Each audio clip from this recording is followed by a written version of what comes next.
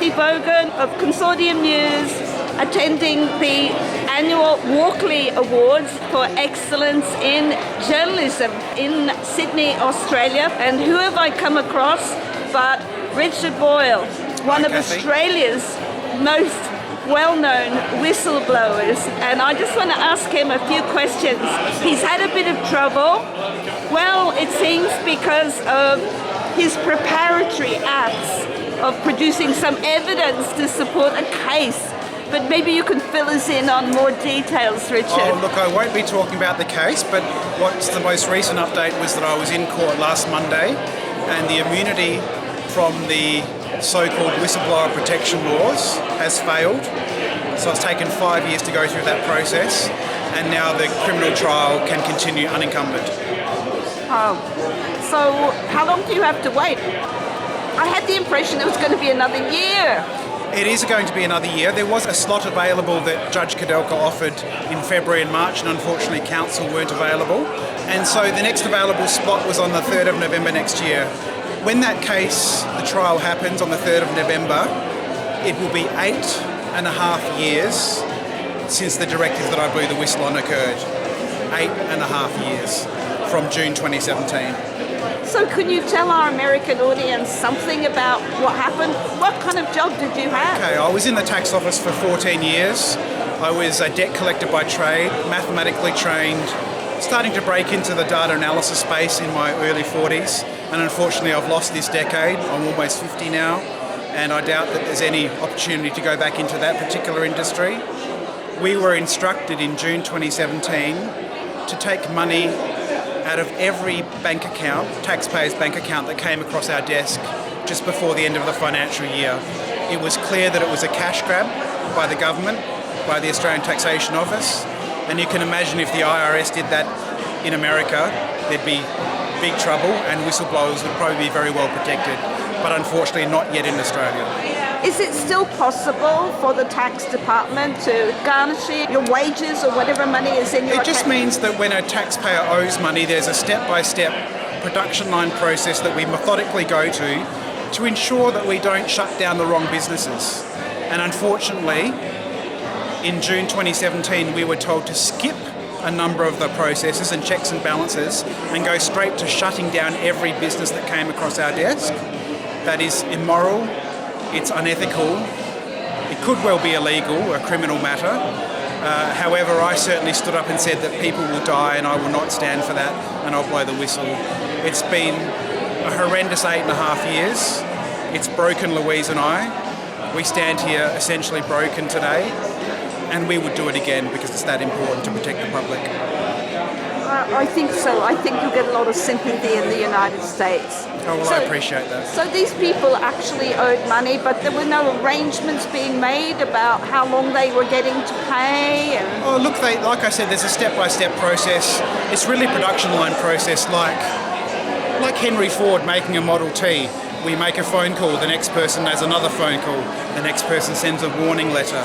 Then we can garnishee them at a point in time garnishee, just a snapshot into their account, which lets them know if a taxpayer or a business person finds that the tax officer's taken money out of their bank.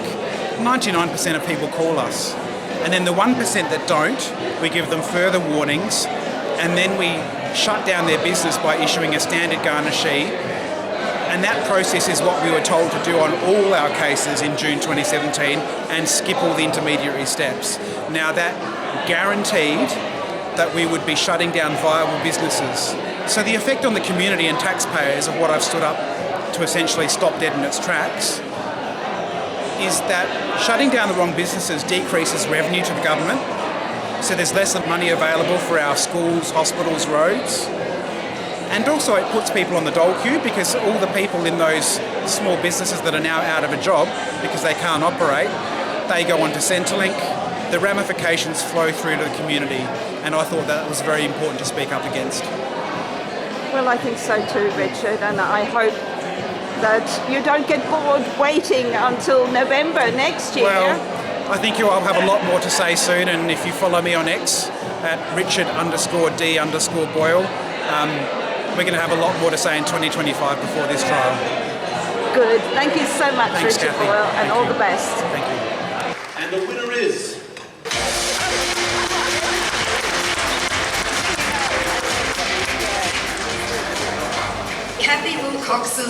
Walkley-winning cartoon shines a spotlight on a critical issue for journalists, the egregious treatment of whistleblowers in Australia. Many of the stories we'll recognise tonight could not have been told without those courageous truth-tellers who put their livelihoods, reputations, well-being, and even their freedom on the line to expose injustice, corruption, failure of governance, and abuse of power. Whistleblowers provide an essential service to our democracy, yet they're treated harshly under our laws. In May this year, former Army lawyer David McBride was jailed for 5 years and 8 months for leaking classified Army documents which helped the ABC expose war crimes by Australian soldiers in Afghanistan. We recorded this message from David McBride in prison.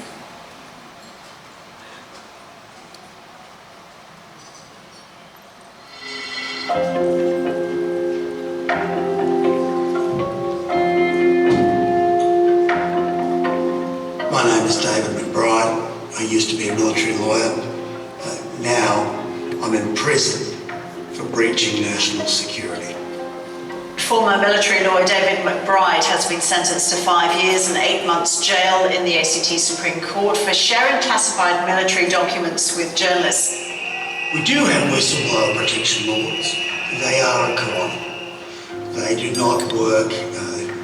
They're like the disinformation laws or the fair work laws. They're the opposite to what they claim to do. The actual reality is whistleblowers like myself, who clearly were simply well-intentioned, end up in jail as if we were criminals. The first Australian to go to jail over alleged war crimes in Afghanistan is the whistleblower who brought the allegations of war crimes to the media's and to the public's attention. I actually think my sentencing is a very good thing for Australia because it brings into sharp focus the issues that were already there, but people didn't know they were there. And they give us an opportunity to do something about it.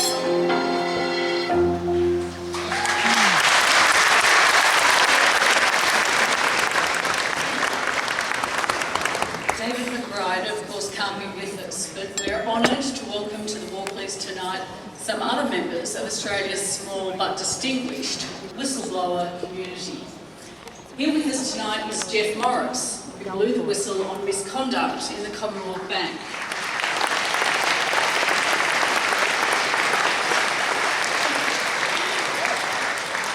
Dr. Ben Coe, who lifted the lid on the scandalous behaviour of ComInsure.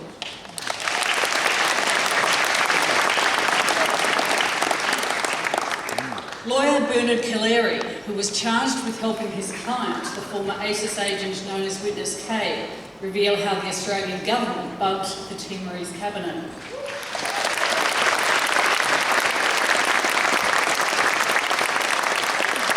Also with us is Andrew Wilkie, who famously quit his job with the Office of National Assessments in protest over the war in Iraq.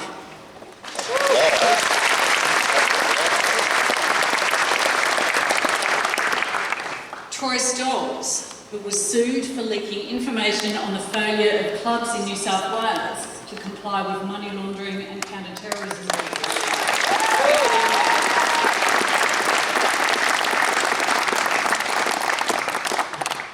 And last but by no means least, former ATO debt collector Richard Boyle, who reveals the aggressive and punitive debt collection practices of the ATO.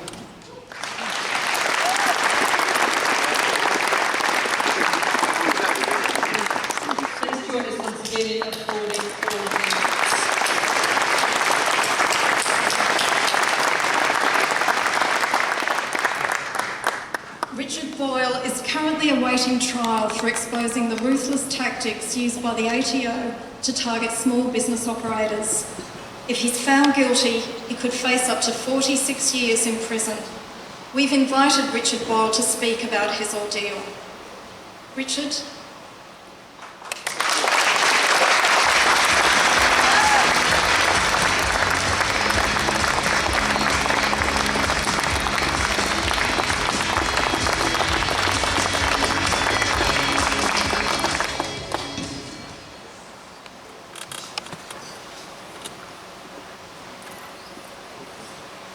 Good evening, everyone.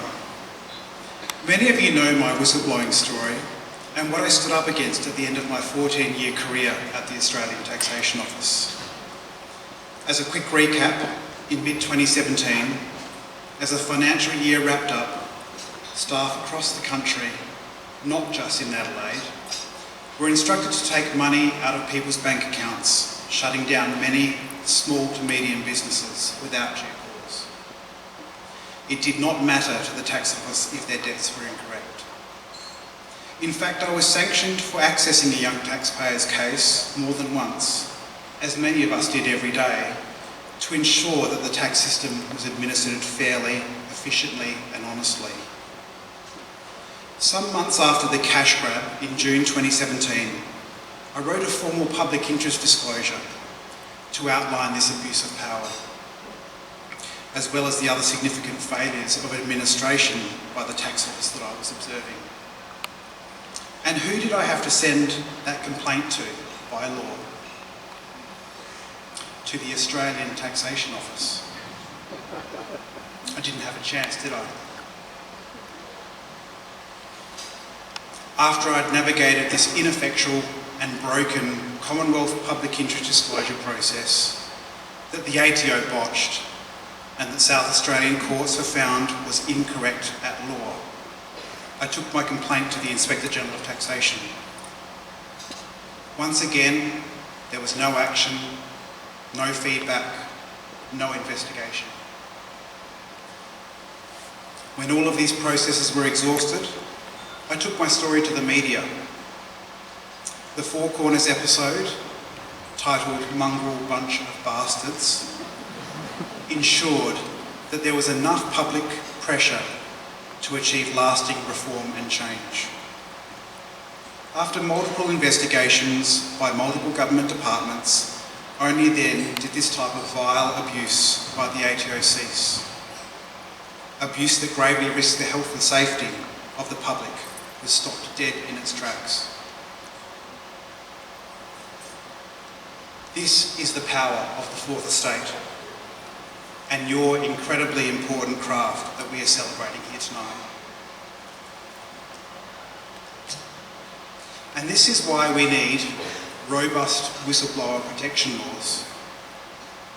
The legislation and whistleblower protections introduced by Australia's Attorney-General, the Honourable Mark Dreyfus, KC MP, in 2013 have failed spectacularly. I'm grateful to the ABC for reporting on this issue outside the District Court of South Australia last Monday. My criminal trial is now set to proceed in a year's time, commencing 3rd November 2025, unencumbered by Dreyfus's so-called whistleblower protection laws. This date at the end of next year for my criminal trial will be 8.5 years after we were instructed to take this oppressive cash grab against the Australian public. 8.5 years. This is absurd.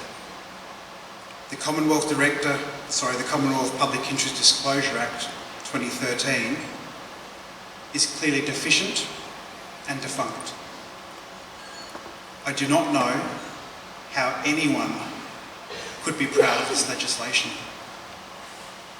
In these intervening years, Louise and I should have been starting a family, buying a house, settling into the routines of life together.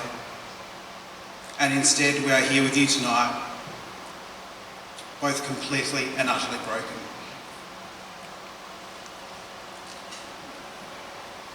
Louise can speak for herself, but I personally am broken physically, mentally, financially. I am a survivor. What do we need to do to re-establish faith and confidence in our public service and our Commonwealth institutions? I propose we need 3 vital qualities: fairness, trust and transparency. I thank all of you who have written articles about my case. I hope that you can continue to advocate for fairness, transparency and trust in our government and governance in this country. I hope that you might keep my story alive and hold the current executive government to account for their promise before the last election, and in the words of our Prime Minister, to, quote, protect whistleblowers, expand protections in the public interest test, delays to freedom of information, obstacles, costs and exemptions make it easier for government to hide information from the public. That is just not right. End quote. Louise and I thank you deeply for your support. Thank you again, and enjoy your special night tonight. Thank you.